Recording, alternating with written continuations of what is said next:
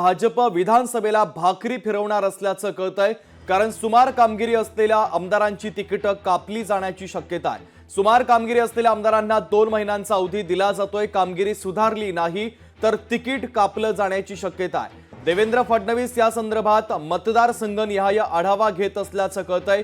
भाजपच्या गोटातली सगळ्यात महत्त्वाची आणि मोठी ब्रेकिंग न्यूज आपण पाहतोय, कारण भाजप आता सतर्क झाल्याचं पाहायला मिळतंय। विधानसभेला भाकरी फिरवण्याच्या तयारीत आहे। सुमार कामगिरी असलेल्या आमदारांची तिकीट आता पक्ष कापणार असल्याचं कळतंय। सुमार कामगिरी असलेल्या आमदारांना 2 महिन्यांचा अल्टिमेटम 2 महिन्यांचा अवधी पक्षाच्या वतीने देण्यात आलाय। कामगिरी जर या 2 महिन्यामध्ये सुधारली नाही तर तिकीटं कापली जाण्याची शक्यता आहे। देवेंद्र फडणवीस या संदर्भात मतदारसंघनिहाय आढावा देखील घेत आहेत। महत्त्वाची आणि मोठी बातमी भाजपच्या गोटातील आपण पाहतोय, सुमार कामगिरी असलेल्या आमदारांची तिकीटं विधानसभेला कापली जाण्याची शक्यता आहे। चेतन ननावरे आपले प्रतिनिधी आपल्याशी जोडले जात आहेत, त्यांच्यासोबत आपण या बातमीच्या संदर्भात चर्चा करूया। चेतन, भाजप आता अलर्ट झाल्याचं पाहायला मिळत आहे। विधानसभेला भाकरी फिरवणार असल्याचं देखील कळतंय, कारण ज्या आमदारांची कामगिरी सुमार आहे त्या आमदारांवर आता तिकीट कापलं जाण्याची टांगती तलवार आहे। अधिकचे अपडेट नेमके काय आहे?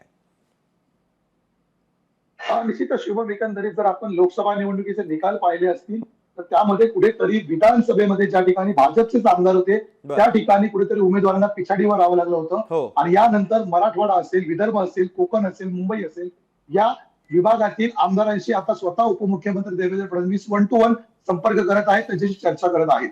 इतकंच नाही तर त्यांच्या मतदारसंघातील प्रलंबित प्रश्नही निकाली लावले जाणार आहेत। मात्र या 2 महिन्यामध्ये ज्या आमदारांना आपल्या विभागातून कुठेतरी मतदानामध्ये पिछाडीवर राहावं लागलं होतं, त्यांनी जर कामगिरी सुधारली नाही, त्याचा सर्व्हे रिपोर्ट जर निगेटिव्ह आला तर मात्र त्यांचं तिकीट कापण्याचा निर्णय आहे तो फडणवीस यांनी घेतलेला आहे। त्यामुळे येत्या 2 महिन्यामध्ये आता किती आमदार आपल्या मतदारसंघामध्ये आपली कामगिरी सुधारतायत आणि पुन्हा तिकीट मिळवून यशस्वी होत आहेत आणि किती जणांचं तिकीट या विधानसभेत कापलं जात आहे हे येत्या 2 महिन्यामध्ये स्पष्ट होईल। शुभम, अगदी चेतन, महत्त्वाचे अपडेट या बातमीच्या संदर्भातले पोहोचवलेले आहेत। तुर्तास धन्यवाद।